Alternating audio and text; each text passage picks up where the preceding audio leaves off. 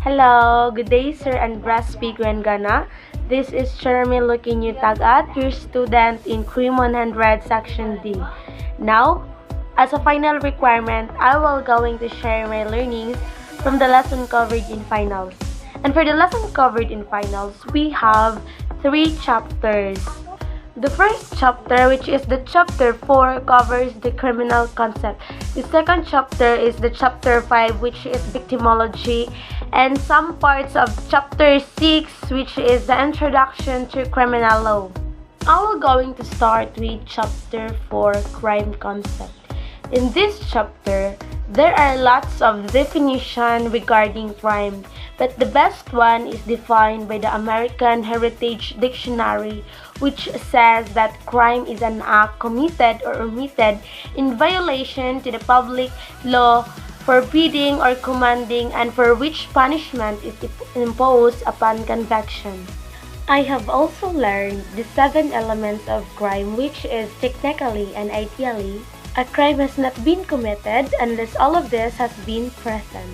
The 7 elements of crime is harm, legality, mens rea, actus reus, causation, concurrence, and punishment. In the Philippine National Police, I have learned that there are 3 ingredients of crime, namely the motive or desire. The second one is the opportunity, and the third one is the instrument. The motive or desire is the driving force why the accused committed such crime. Opportunity is the time and place of the commission of crime. Instruments are those tools employed by the criminals. That's why motive plus opportunity plus instruments is equal to crime.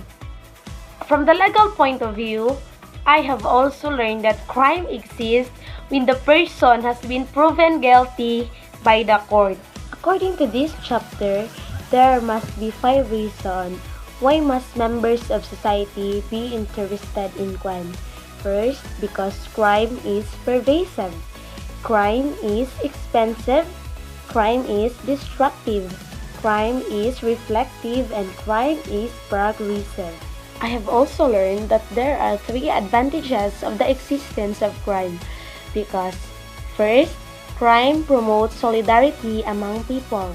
Crime prevents morality from going to the extreme, and it is notification and maladjustment. I have also learned that there are 3 general categories of crime. First is the offense. So what is offense? In the Philippines, offense is an act or commission that is punishable by special law. Second is felony. So what is felony?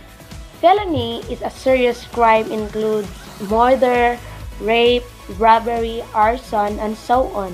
It is an act or omission that is punishable by the revised penal code. The last one is what we call delinquency or misdemeanor or infraction. It is usually referred to those committed by minor offenders such as violation of city or municipal ordinances. However, there are legal classification of crimes under the revised penal code. First is according to the degree or severity of the offense, such as felonies and misdemeanor. Second is according to the nature of the acts prohibited, such as mala NC and mala prohibita. Mala NC are crimes that are wrong in themselves, while mala prohibita are offenses that are illegal because laws define them as such. Third is that as to the manner crimes are committed by means of dolo or deceit and by means of culpa or fault. Fourth is as to the stages of the commission of crimes such as attempted crimes, frustrated crimes, and consummated crimes. Fifth is as to the plurality of crimes such as simple crimes and complex crimes. Sixth is as to the gravity of penalty or offense such as grave felonies, less grave felonies, light grave felonies. Seventh is as to the basis of the criminal act.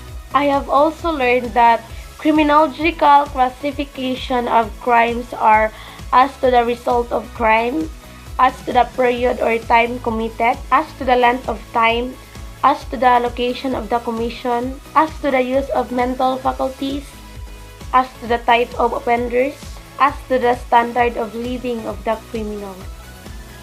I have also learned the classification of criminals under the revised penal code. First is the recidivist, quasi-recidivist, and habitual delinquent. So that's all for chapter 4, and now I will move on to chapter 5. Today I will going to share my insights and learnings from chapter 5. Chapter 5 is all about victimology. So let's define first what is victimology. Victimology is a branch of criminology which examines the role played by the victim in a criminal incident. And I have learned that the study of victimology focuses on 5 goals, namely, to understand and measure the extent and nature of crime as victim perceive them, to assess the relative risk of victimization, to appreciate the nature and extent of losses, damages, and injuries experienced by the victims of crimes, to study the relation between victims and offender, and to investigate the social reaction of the family, the community, and the society towards the victim of crime. Typically, there are 7 general classes of the victims, such as the young, the female, the old, the mentally defective, the immigrants, the minorities, and the dual normals. Also, there are psychological types of victims according to Hans von Hentig.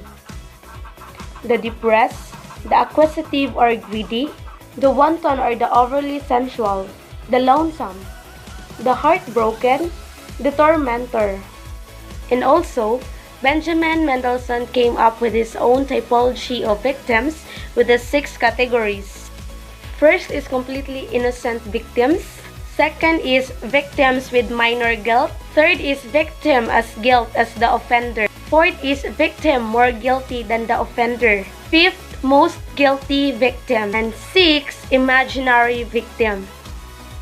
That's all for chapter 5, and now I will going to share my learnings in chapter 6, Introduction to Criminal Law. So first, let's define what is law. Laws are formalized rules that prescribe or limit actions, while criminal law is defined as the branch or division of law which define crimes, treat of their nature, and provides for their punishment. I have learned that the goals of our law is to enforce social control, discouraging revenge, expressing public opinion and morality, deterring criminal behavior and punishing wrongdoing, and maintaining social order. Ideal characteristics of criminal law are politicality, specificity, uniformity, regularity, and penal of sanction. And lastly, I have learned that the basic maxims of criminal law are the doctrine of pro reo, nollum crimen nolla poena sine lege, which means there is no crime when there is no law punishing the crime. Actus non facet reum, nece menset rea, which means the act cannot be criminal where the mind is not criminal. Actus me invitae factus, non est mena actus, which means an act done by me against my will is not my act. El que es causa de la causa es causa del mal causado, which means he who is the cause of the cause is the cause of the evil cause. And that would be all my learnings in the lesson of the finals, sir. Thank you so much.